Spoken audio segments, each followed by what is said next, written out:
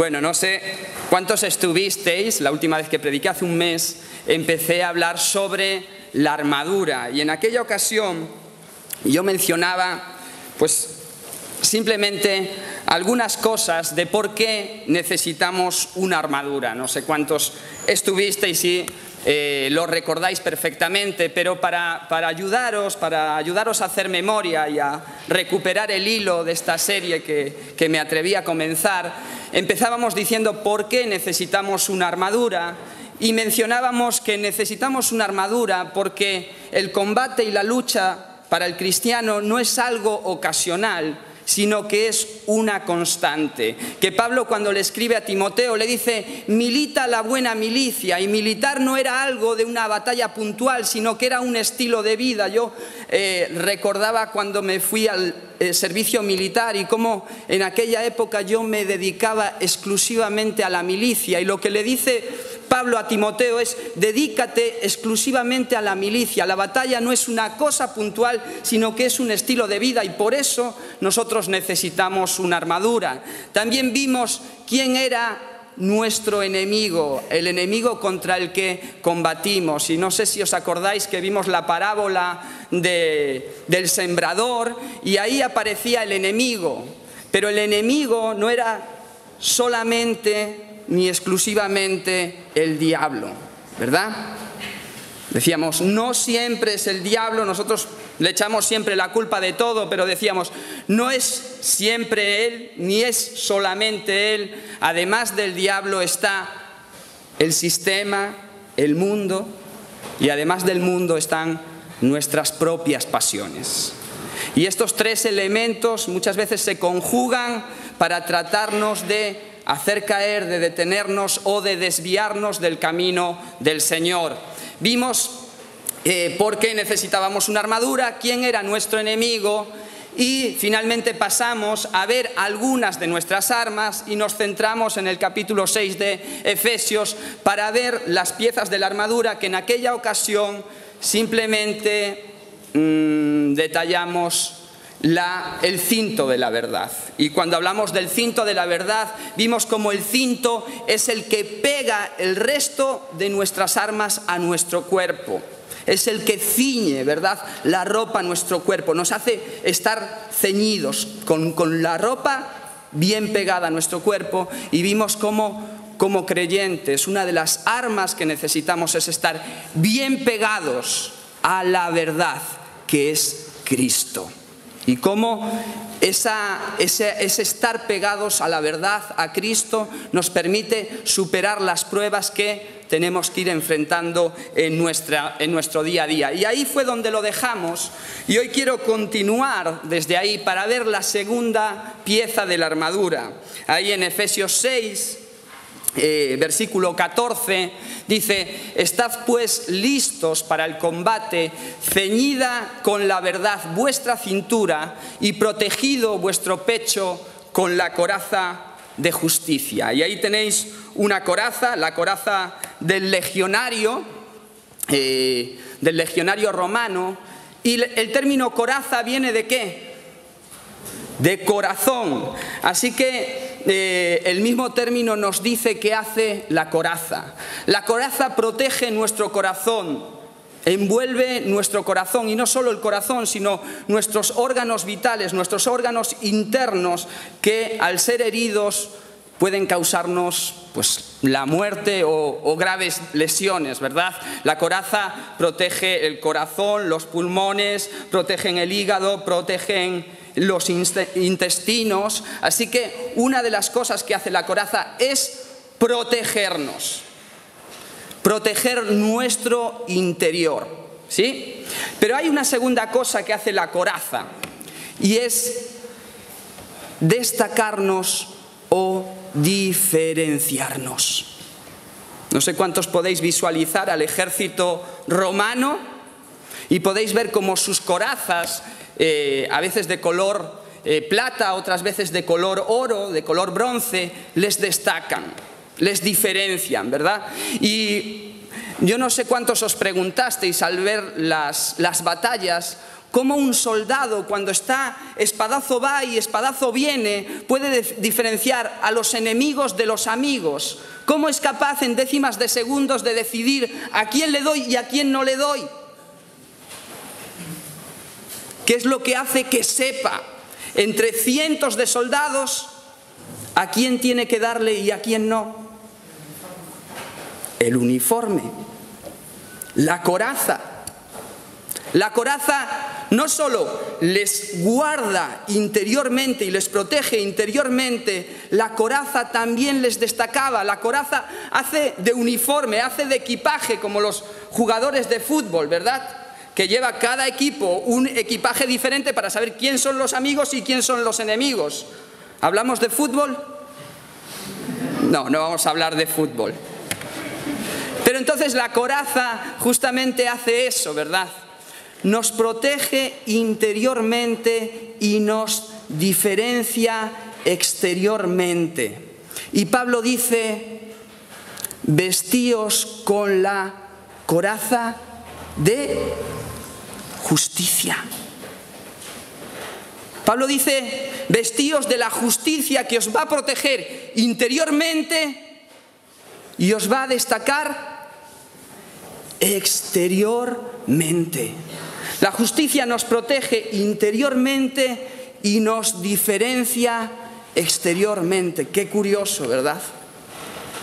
Qué bonito esta idea. La justicia de la que nos vestimos, la justicia que recibimos de Cristo, nos protege interiormente y nos diferencia exteriormente. Pero tenemos que entender el término justicia para poder vestirnos de ella y para poder, sobre todo, disfrutar de esa protección que la justicia va a producir y para también destacarnos por esa diferenciación que proporciona la justicia.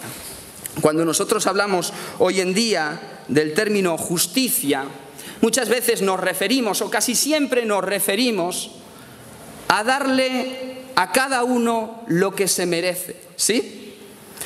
La primera acepción que tú encuentras de la palabra justicia en el diccionario de la RAE es justamente esto: darle a cada uno lo que se merece. Esa es la idea que tenemos actualmente acerca de la justicia. Esta semana estaba viendo un programa en televisión y en un reality, y uno de los personajes se sentía ofendido y dijo: voy a hacer justicia. Hay que hacer justicia. Y se refirió a la palabra justicia como venganza, ¿vale? Y luego mencionó un texto bíblico. Dice: porque ojo por ojo, diente por diente. El que me la hace, me la paga, ¿sí? Le voy a dar su merecido. Esa es un poco la idea de justicia que tenemos en la actualidad. Darle a los demás lo que se merece. Sin embargo, este texto no se interpreta así. Ojo por ojo y diente por diente no se interpreta voy a darle su merecido. Este texto tiene que ver con moderar la retribución. Dar una retribución moderada. Aquel que te quitó un ojo, no lo dejes ciego. Sencillamente, si le vas a hacer algo, sáltale solo un ojo, no lo dejes ciego. Es una retribución moderada, no es un llamado a la venganza. Si te saltó un diente, no lo dejes fanado completamente, no le rompas la mandíbula, solo un diente. El término justicia en la Biblia tiene más que ver con la solidaridad, tiene que ver con la caridad, tiene que ver con la paz, tiene que ver con la armonía con Dios y con los demás. Dice el Salmo 82:3, defended al pobre y al huérfano, haced justicia al afligido y al menesteroso. El término justicia no tiene que ver con darle su merecido al otro, tomar revancha. El término justicia en la Biblia tiene que ver con la paz, con la solidaridad, con la armonía. El término justicia en la Biblia es sinónimo de salvación. ¿Sí? Dice Isaías 51, mi justicia está cercana, la salvación ya se ha iniciado y mis brazos juzgarán a los pueblos. En mí esperarán las costas y en mis brazos pondrán su esperanza. El término justicia es sinónimo de salvación y el que está hablando aquí es Pablo, ¿verdad? Y para Pablo el término justicia no es solo sinónimo de salvación. Para Pablo el término justicia tiene que ver con algo que no nos merecemos en ningún modo y en ninguna manera. Para Pablo el término justicia no tiene nada que ver con cómo nosotros interpretamos la justicia. En el pensamiento teológico de Pablo, la justicia es algo que nosotros no merecemos en ningún modo y en ninguna manera. Y por eso todos estáis estudiando, algunos estáis estudiando Romanos. Por eso en Romanos, donde él expresa su pensamiento teológico más puro, él empieza diciendo y hablando acerca del pecado universal. Y en el capítulo 3, versículo 10, dice, no hay justo ni uno. Lo primero que dice Pablo es que no hay nadie justo sobre la tierra, ningún ser humano es justo, por tanto todos son ¿qué? Injustos. Lo primero que dice Pablo, no hay nadie justo sobre la tierra. Ni los judíos ni los gentiles son justos, eso es lo que dice Pablo. Lo siguiente que dice en el capítulo 6, versículo 23, dice, porque la paga de la injusticia es la muerte. O sea, no hay nadie justo y la paga de la injusticia es la muerte. Ahora fíjate bien en el término paga. Estamos a finales de mes. Estos días vendrá la paga para aquellos que trabajan. ¿Cuántos estáis preocupados? ¿Cobraré, no cobraré, Señor? Que el jefe tenga caridad de mí, que tenga compasión de mí. Yo estoy orando ahí, implorando para que el jefe me haga el favor de darme la paga. ¿Estamos así? No, ¿verdad? Yo creo que no. Uno dice, la paga es mi derecho, es lo que me merezco. La paga es lo que yo me he ganado. No tengo que esperar que nadie tenga caridad. Yo mismo me lo he ganado. Yo he hecho méritos para recibirla. Y Pablo dice, la paga del pecado, la paga de la injusticia, que es la muerte. Lo que Pablo dice es, todos sois injustos. Y como retribución por vuestra injusticia, os merecéis la muerte física y la muerte espiritual. Los méritos que hemos hecho son para vivir distanciados de Dios y bajo condenación. Eso es lo que dice Pablo que todos nosotros merecemos. En ninguna manera merecemos salvación. Pero continúa diciendo, pero la dádiva, el regalo de Dios es vida eterna en Cristo Jesús. Por tanto, lo que merecemos, la paga por nuestra injusticia es la muerte, pero el regalo que Dios nos da, el regalo, algo que no merecemos, es vida eterna en Cristo Jesús. Y a esto Él le llama justicia. Y cuando nosotros vamos a Efesios capítulo 2, versículos 8 y 9, vemos mucho más claro esta idea. Efesios capítulo 2, versículos 8 y 9 dice, porque por gracia, atiende bien, gracia, gratuitamente, sois salvos por medio de la fe, y esto no de vosotros, pues es un don de Dios. Gratuitamente, gracia, don de Dios, un regalo. Y lo siguiente que dice, no es por obras, para que nadie se gloríe. Y en estos 2 versículos Pablo recalca su idea de justicia. Dice, es gratuitamente, no tenéis que pagarlo, no tenéis nada que hacer para conseguirla. Luego dice, es un don de Dios, es un regalo. No os lo merecéis, pero Dios nos ama de tal manera que Él quiere hacernos un obsequio, quiere regalarnos su perdón. Y ya para terminar y volver a insistir en ello, dice, no por obras. No hay méritos que hacer para recibir esta justicia de Dios. La justicia de la que nos tenemos que vestir es la justicia que Dios nos otorga gratuitamente. Y a eso se le llama gracia. La justicia de la que nos tenemos que vestir y que nos va a guardar interiormente es la justicia que Dios nos otorga por gracia, porque nos ama, porque nos quiere y porque quiere bendecirnos con ella. Y lo único que podemos hacer con esa salvación es recibirla y nada más. No tenemos que abonarla, no tenemos que pagarla, no tenemos que merecerla. Es una justicia que viene por gracia. Y cuando nos vestimos de esta justicia nos protege interiormente. Nos protege del orgullo y nos protege de la envidia. Fíjate bien, esta justicia nos protege del orgullo, ¿sí? Porque lo primero que nos hace entender es que nosotros no somos más que nadie. Nosotros no nos merecíamos la justicia como no se la merecía el vecino que está a nuestro lado. Nosotros no tuvimos que hacer buenas cosas para conseguirla. Nosotros no somos más santos que nadie por la justicia. La justicia es algo que Dios nos ha otorgado.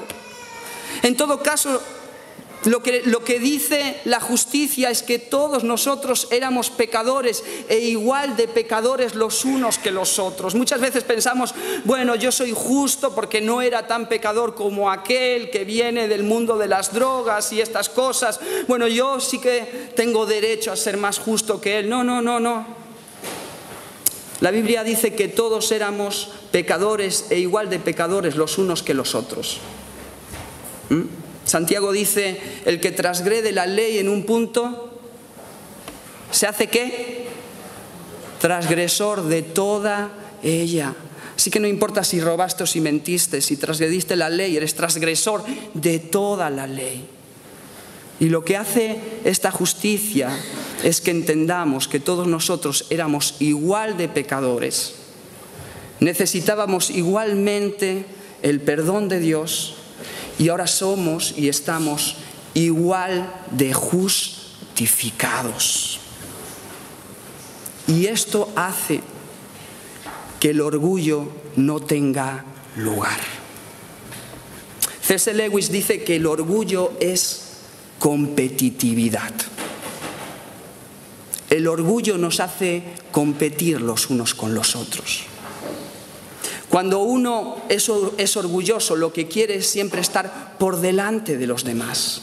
Él dice, el orgullo es esencialmente competencia. El orgullo no se complace en tener algo, sino en tener más que el otro. Decimos que hay quien se siente orgulloso de ser rico, de ser inteligentes o de tener buena figura, pero no es así. Están orgullosos de ser más ricos que otros o de tener mejor figura que otros. El orgullo lo que nos hace es competir los unos con los otros. Y esta justicia lo que hace es nivelarnos, igualarnos los unos a los otros. Todos éramos igual de pecadores. Todos necesitábamos igualmente la salvación y todos la hemos recibido por lo mismo, por gracia de Dios. Así que aquí no hay uno mayor que otro. Yo no soy más santo que el que está a mi lado. Yo no soy más justo que el que está a mi lado. Por mucho que ore, por mucho que ayune, por mucho que venga a la iglesia, yo no soy más que nadie. cuando yo entiendo la justicia de Dios y que yo no la merecía, eso me libera del orgullo y me libera de la envidia. Porque la envidia es fruto de un orgullo herido. Porque cuando tú te crees el mejor predicador del mundo y cuando lo que haces es buscar predicar para asombrar y quedar por encima de, pero de repente llega otro que es mejor que tú, coge el púlpito y predica mejor y te desbanca a ti, eso te genera envidia. Y la envidia es venenosa. La envidia te hace sufrir gratuitamente. La envidia es estúpida. La envidia te hace dejar de disfrutar de lo que tienes y no poder disfrutar del progreso de los demás. Es gratuita y es venenosa. Pero cuando entendemos la justicia divina, que era algo que no merecíamos, esto nos hace liberarnos del orgullo y nos protege de la envidia. Voy a ir rápido, pero quiero que veas esto. ¿Reconocéis a este personaje? Denzel Washington, un hombre que ha alcanzado cotas impresionantes en el mundo del cine, tiene un currículum que supera, pues yo creo que a la mayoría de los personajes de Hollywood. Y él en unas declaraciones que hace en una universidad dice lo siguiente: todo lo que tengo es por la gracia de Dios. Asimila bien esta idea, es un regalo. Él tenía bien claro que lo que recibía en esta vida, lo bueno que recibía en esta vida, era fruto sencillamente de la gracia de Dios, era un regalo de Dios. Y otro que a mí me impresiona, otro personaje que a mí me impresiona y que yo veo que para nada se vanagloria de lo que ha conseguido ni de lo que ha hecho, es el apóstol Pablo. Nosotros nos dejan el micro unos segundos y ya de repente terminamos de hablar y nos hinchamos de pecho y nos sentimos los más importantes del planeta. Nos aprendemos 4 versículos bíblicos y ya somos doctores en teología. Tenemos una iglesia con 4 miembros y nos sentimos los apóstoles de la ciudad. Porque así somos. Y esta es nuestra tendencia. Pero de repente yo veo a uno que es el apóstol Pablo, que este sí que era un apóstol ungido, hablaba más lenguas que toda la congregación a la que él le enseñaba. Levantaba iglesias por donde iba, sanaba enfermos. Fue coautor del libro más vendido en la historia. Ese es el apóstol Pablo. Él escribió la 3ª parte del Nuevo Testamento y la Biblia es el libro más vendido de la historia. Y de repente cuando yo lo escucho a él y cuando yo lo veo a él, veo que no tiene ni pizca de orgullo. ¿Por qué? Porque había entendido que él dependía de la gracia de Dios. Y dice: pues yo soy el más insignificante de los apóstoles y no soy digno de ser llamado apóstol porque perseguía la iglesia de Dios, pero por la gracia de Dios, inmerecidamente, soy lo que soy. Y esta justicia por la gracia nos enseña a disfrutar de lo que somos sin compararnos con nadie. Primero que vemos que la justicia nos protege del orgullo y nos protege de la envidia, pero tenemos que entender qué tipo de justicia. La justicia que Dios nos otorga y que no merecemos. Y esa misma justicia que te salvó a ti es la justicia que está salvando a tu hermano. No te creas más que él ni por un momento. Lo siguiente de lo que nos protege esta justicia es del temor al rechazo y del temor y de la inseguridad, ¿sí? Nos protege del temor al rechazo y de la inseguridad. ¿Sabes? Yo veo que cuando hablamos de la gracia y cuando hablamos de que es un don inmerecido y de que solo lo tenemos que recibir, nos cuesta aceptarlo. Nos cuesta asimilar que sea tan fácil. Nos cuesta asimilar que no tengamos que hacer nada para pagar esa gracia. Decimos, no puede ser tan fácil, entonces decidimos complicarlo. Y decidimos añadirle algo para completarlo. ¿Y qué es lo que le añadimos? Las obras, ¿verdad? Y decimos, sí, tú has recibido la justicia, pero ahora para que esta justicia sea efectiva en ti, tienes que ser buena persona, tienes que ser fiel, tienes que venir a la iglesia, tienes que orar, tienes que hacer esto. Y eso nos lleva a elaborar un doble discurso que es contradictorio, porque lo primero que decimos es, pecador, ven a Cristo, no importa cómo estás. No importa de dónde vienes, no importa lo que has hecho, Dios te ama y te acepta tal y como estás, tal y como eres, ven a Cristo. Pero una vez que ese pecador viene a Cristo, ahora le decimos, oye, como no empieces a orar, Dios te va a rechazar. Como no empieces a ofrendar, como no te comportes bien, Dios ya no te puede bendecir, ya no te puede querer. Y este pecador dice, pero si ayer me quería tal y como estaba y estaba hecho polvo, ¿cómo es que hoy ya no me quiere? Y hacemos un doble discurso. Pero yo quiero decirte algo esta mañana. No hay nada que puedas hacer para que Dios te ame más. Y no hay nada que puedas hacer para que Dios te ame menos. Sí, ya veo que cuesta asimilarlo, que no puede ser tan fácil. Vamos a ver si os estimulo un poco.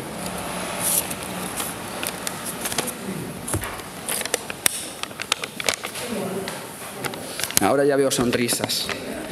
¿Cuántos veis lo que tengo aquí? ¿Cuántos lo veis? Algunos, ¿verdad? Los que tienen falta de visión, pues rápidamente las gafas, porque... ¿Cuántos lo veis? ¿Cuántos lo queréis? A ver, ¿cuántos lo queréis? La crisis aquí no hace efecto. ¿Lo queréis? ¿Lo queréis de verdad? ¿Sí? Ahora, fijaros bien.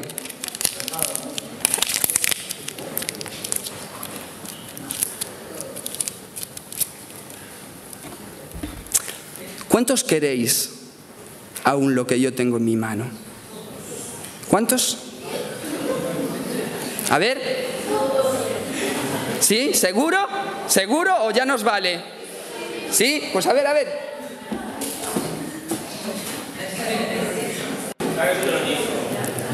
¿Quién lo sigue queriendo? ¿Lo seguís queriendo? ¿De verdad? Pues justamente esto es lo que pasa con nuestras vidas.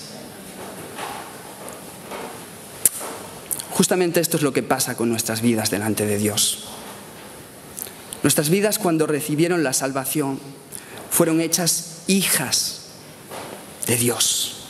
Cuando recibimos la salvación, fuimos hechos hijos de Dios. Y eso le confiere a nuestra vida un valor innato. Y Dios nos ama y nos quiere cuando nuestras vidas están estiraditas y planchaditas.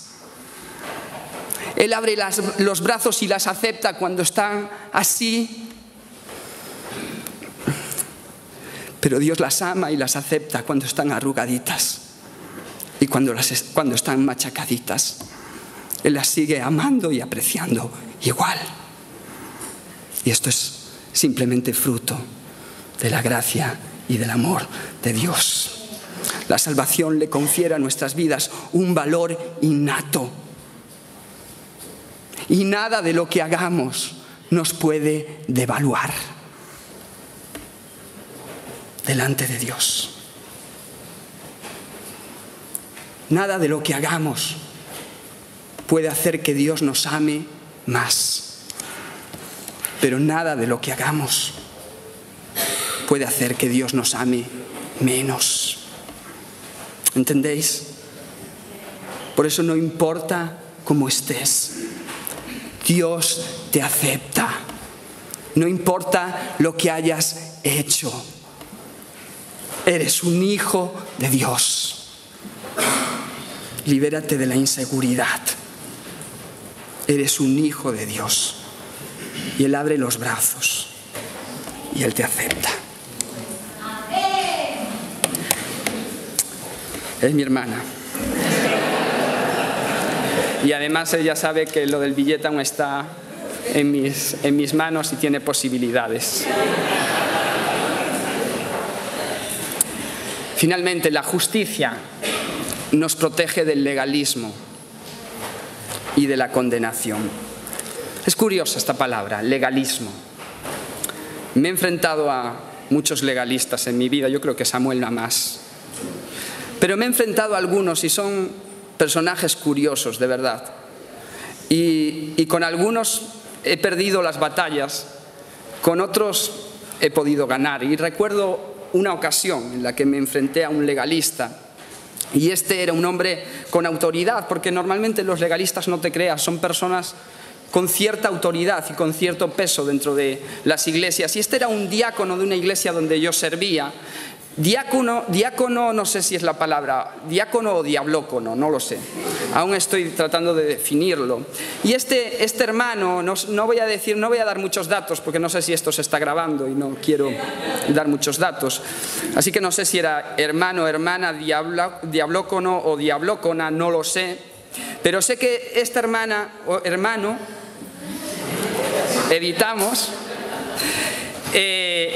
un día me cogió en una parte y me dice: mira, esta familia que está llegando a la iglesia, yo la conozco de hace años. Y hace años tuvieron una serie de problemas morales fuertísimos. Y ahora, después de años, están viniendo a esta congregación. ¿Y sabes qué? Habría que cogerlos, hacer una asamblea y pedirles que ellos cuenten a la asamblea lo que hace años hicieron, para que la asamblea sepa bien qué tipo de elementos son. Y en este gané yo, porque el espíritu, no sé cuál, pero me inspiró, y en ese momento me recordó algo. Me recordó que esta persona que estaba hablando conmigo, este diácono, ¿verdad?, hacía pues poco tiempo había comprado una casa, y para comprar una casa había hecho unos chanchullos enormes para ahorrarse algo de fiscalidad y todo esto, y ella pensaba que nadie se había enterado, pero a mí, por ese chismerío santo y enriquecedor y edificante, me había llegado toda su historia. Y cuando ella me está diciendo que lo pongamos delante y que toda la iglesia sepa sus pecados y que los cuente y que esto y que lo otro, ahí el Señor me ilumina y me trae su historia a la cabeza, y yo la miro a los ojos fijamente y le digo: mira, yo no sé tú, pero a mí, si me ponen delante de la congregación y me piden que yo cuente todos mis pecados, los fraudes, los errores que cometo en el día tras día, yo no sé tú, porque puede ser que tú, y yo insistiendo, puede ser que tú no tengas nada en tu vida.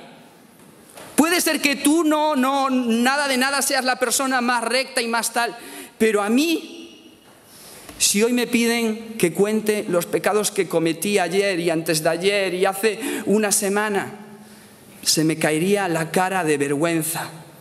Así que yo no soy capaz de pedirle a esa persona que lo haga. No sé tú.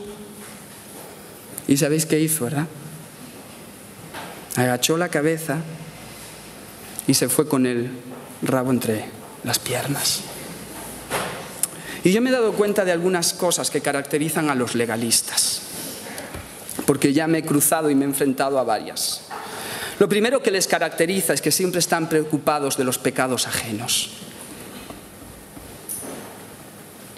Los legalistas siempre están viendo la paja en el ojo ajeno y se olvidan de la viga que tienen en su propio ojo.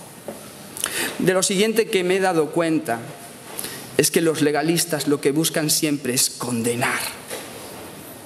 siempre buscan sancionar, siempre buscan castigar. ¿Os acordáis de la mujer adúltera? ¿Sí? Ahí estaban los escribas y los fariseos trayéndole a esta mujer adúltera a Jesús. Los escribas y los fariseos eran los legalistas de la época. ¿Y para qué traían a la mujer adúltera sorprendida en adulterio delante de Jesús? ¿Para que Jesús qué? La sentenciara, la condenara. ¿Por qué? Porque eran legalistas, estaban preocupados del pecado ajeno.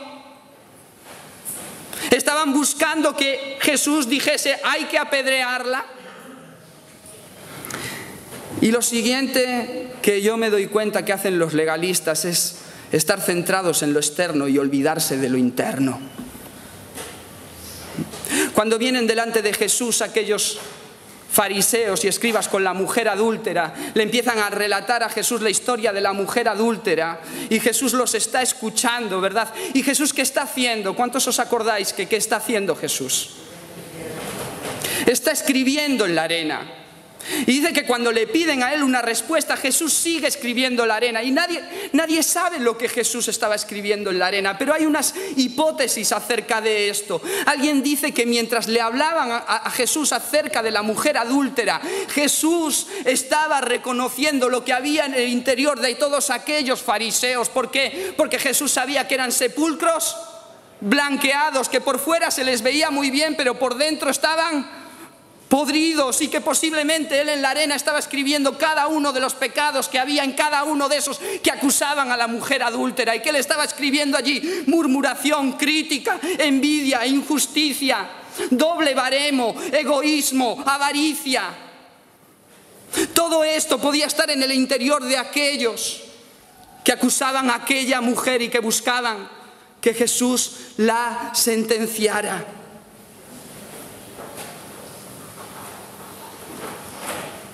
Los legalistas siempre están pensando, pendientes de lo externo, pero se olvidan de lo interno. Y Jesús está escribiendo allí los pecados internos de todos estos. Cuando tú juzgas al hermano que está a tu lado, cuando tú dices, ¿tú viste a este? Fíjate en qué se anda deslizando. Y le cuentas a aquel y le cuentas a aquel otro, ¿en qué estás cayendo tú?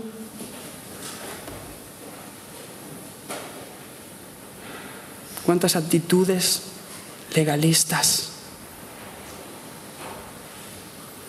asumimos constantemente?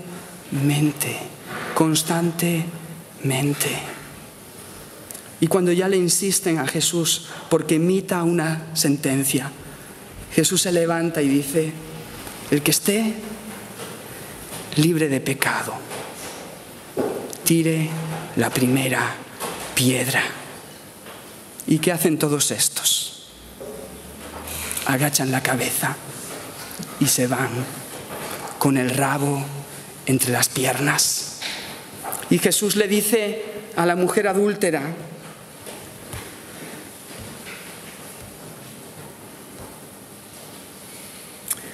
mujer, ¿dónde están? ¿Ninguno te ha condenado? Ella dijo, ninguno, Señor. Jesús le dijo, ni yo te condeno. Vete y no peques más. La gracia de Dios no nos condena. Y déjame ponerte esta última frase. Dios escribe nuestros pecados en la arena para que sean fáciles de borrar, pero sus leyes en piedra para que sean difíciles de quebrantar.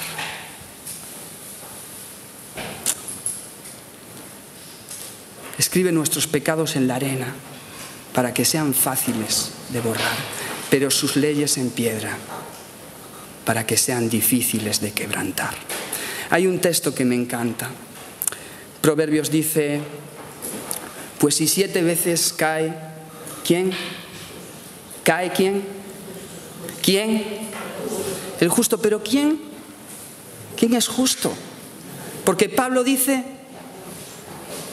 no hay justo ni a un uno. Entonces, ¿quién es este justo que se cae y que 7 veces se levanta. ¿Quién es? El que ha sido justificado por la gracia de Dios. Si 7 veces se cae el justificado por la gracia de Dios, 7 veces se levantará. ¿Por qué? Porque la gracia que te justifica a ti es la gracia que levanta al hermano caído. Es esa gracia inmerecida lo que nos hace ser libres del legalismo y libres de la condenación. La gracia que te justifica a ti, esa misma gracia te va a levantar cuando te caigas. Esta es la justicia que nos protege interiormente.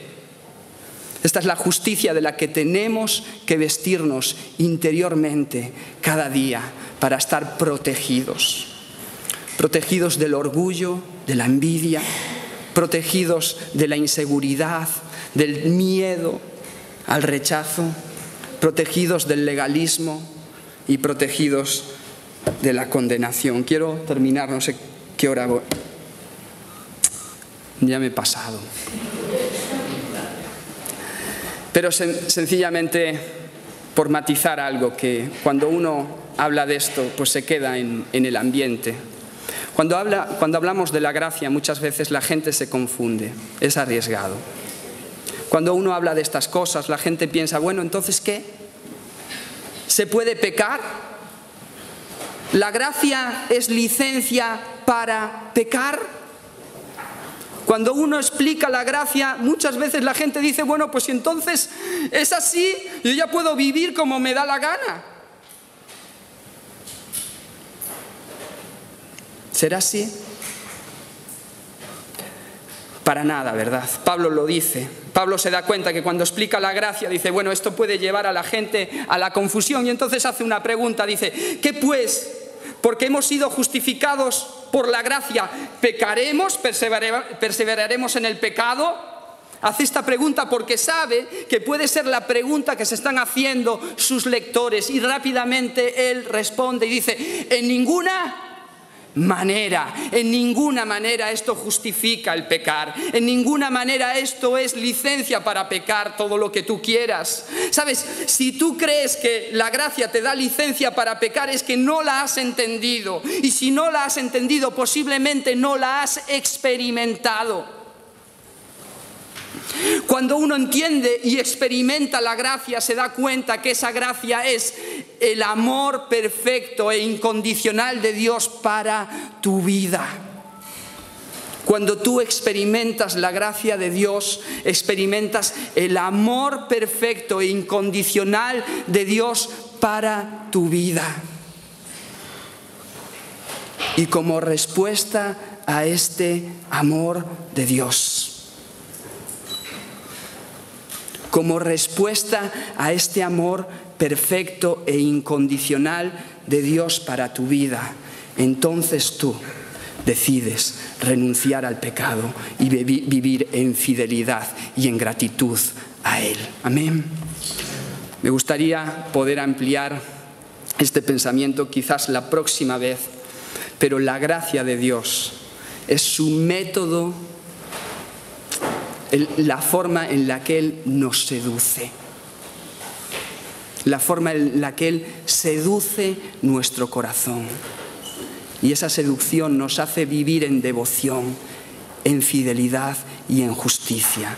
Y esa forma de vivir es ahora la forma en la que nos destacamos delante de los que nos rodean. Vamos a terminar aquí, me he pasado del tiempo, perdonadme, pero espero que esta palabra os haya servido y que Dios la utilice para seguir revelándoos su amor por vosotros. Vamos a orar un momento.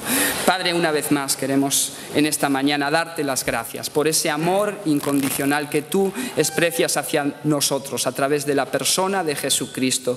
Gracias por esta gracia que tú has derramado sobre nuestros corazones, que nos ha hecho tus hijos y que nos hace disfrutar de tu provisión, de tus bendiciones, de tu aceptación, de tu fidelidad para con nosotros cada día. Gracias por ello, Señor. Haznos valorarlo de tal manera que Padre, cada día nos entreguemos a ti y vivamos en obediencia, en santidad, como tú mereces, Señor. Una vez más, gracias en el nombre de Jesús. Amén. Dios os bendiga, podéis saludaros, tened una gran semana.